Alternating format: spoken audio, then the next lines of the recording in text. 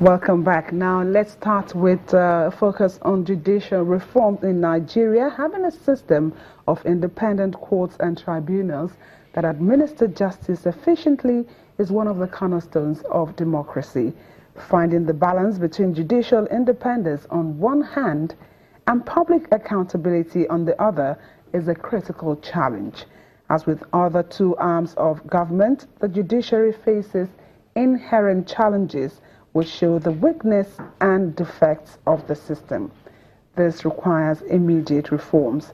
There's no doubt that the need for judicial reforms has become very urgent and important, especially in the face of its battered image and also to strengthen the fight against corruption.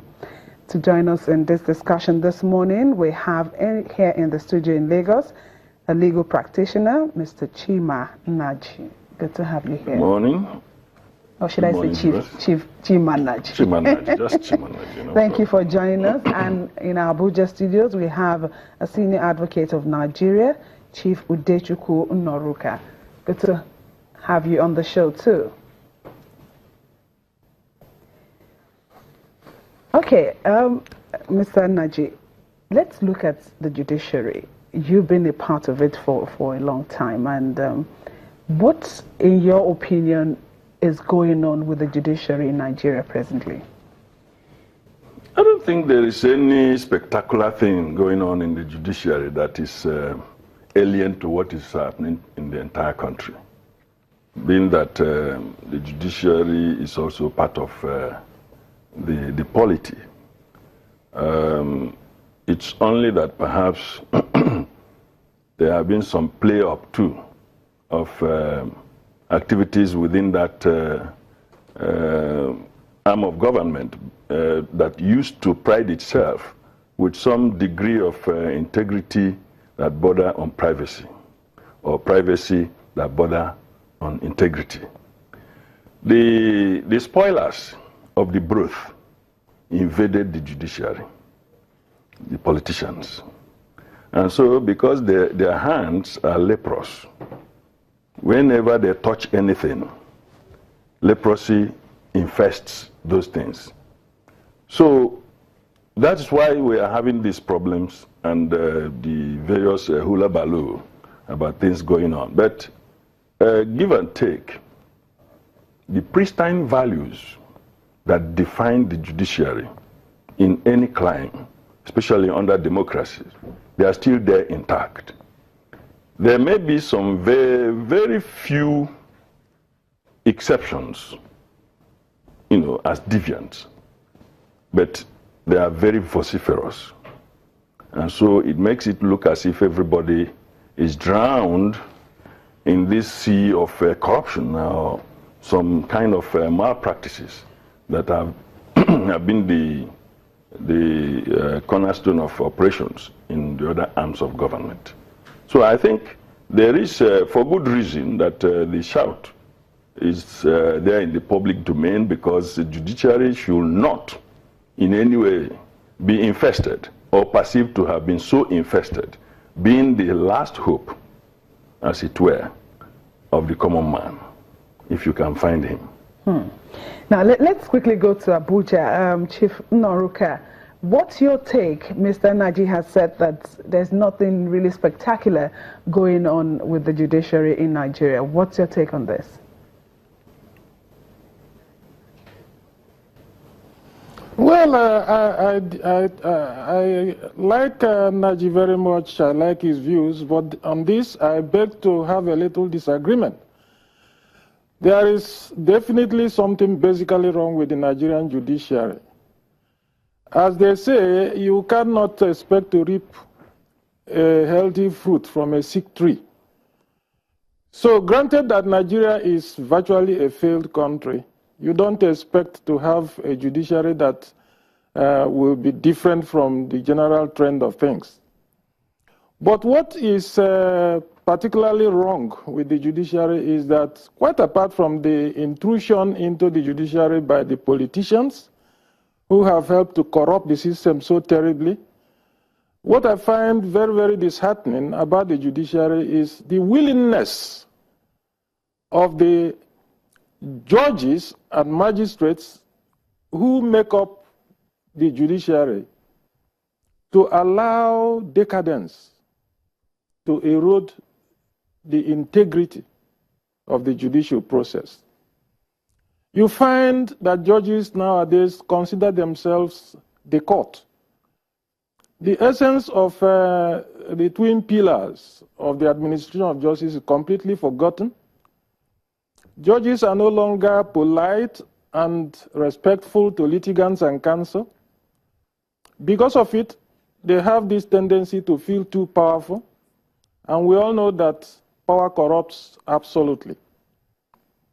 So I think the basic problem is that wrong individuals have been made judges and magistrates, and they have come into the system with hubris. Okay, so if we have Yes. to have a reform of the judiciary now, what areas do you think we should focus on?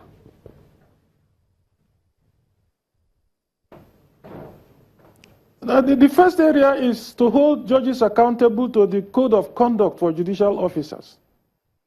I start particularly with the rule that requires a judge to be polite and courteous.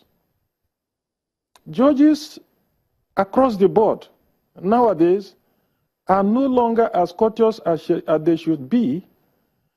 And my experience is that when a judge ceases to be courteous and polite, then you can almost be sure that that judge will also be corrupt. Because shouting down on litigants and counsel is just a way to hide ulterior interests. So to start the reform, we must first of all begin by insisting on the reformation of the character of the individual who is elevated to this enviable position of being a judge over his fellow men. Okay, so that's where it starts from. Mr. Naji, where would you want it to start from?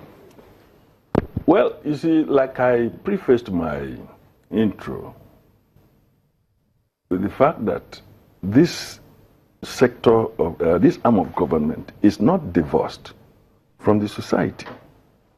There are interactions, and when cold water meets hot water, they equilibrate at a lower temperature. That means the standard drops, if you like. You understand? So nobody's arguing whether the judiciary has problems. But what I'm saying that it is not so surprising, because there's an invasion from it's not from the outer space, but from other arms combined. Now, when you talk about, I want to be very careful here, because there must be a discriminant function when we are discussing things in this country. We have a way of going either to the left extreme or going to the right extreme. I want to still say that there are so many very good judges, and I have accosted a lot of them. I've come across it. They are still there, very hardworking. Like the learned essayant said, some of them are very, very, very discourteous. There's no doubt about that.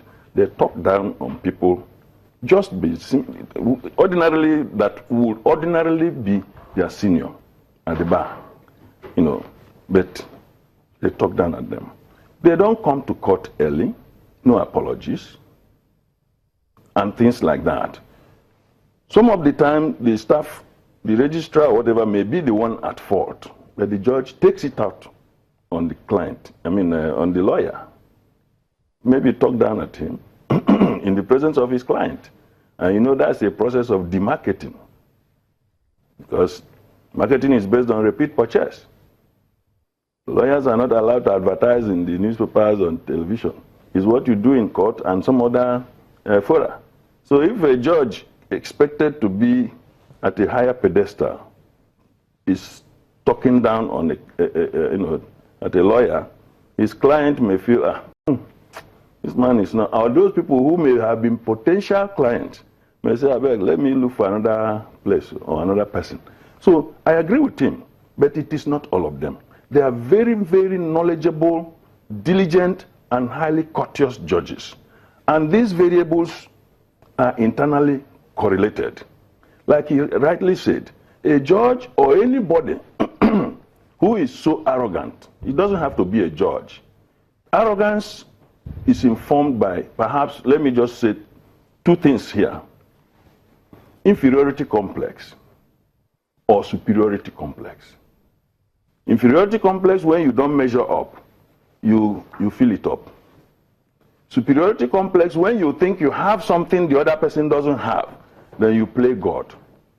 Neither of which is good enough. You come down the same measure, you talk down at people. Just like if you see somebody, an elderly person, smacking a small kid, no matter what, you know that no matter what the person, the little lad has done, then this person is not highly, socialized. So I think there are still quite a lot of judges, and they're in their plenitude. The only thing is that the very bad ones that the system has finally thrown up, because of that same factor of arrogance, they are the ones that are ahead. And the system being corrupt quite often brings certain type of cases that are, quote and unquote, celebrated, and they are the ones that handle them. And the media naturally has to feast on such cases. So that's the problem. The thing should start not only judges, because judges are part and parcel of society. I had, in my own extended family, we've had judges up to Supreme Court. So growing up, we know how they behave. You never saw them in any social arena, except when they were attending either federal government events like ambassadors coming to town or state parties. You hardly saw them even in the naming ceremonies in the family. They were institutions. From Supreme Court to study, they serve you dinner, even in the study. I don't know what it is now, because we have lost our Supreme Court contacts. But what I'm telling you is that systems have been devalued on all fronts, but there are still some very surviving fishes in the troubled water.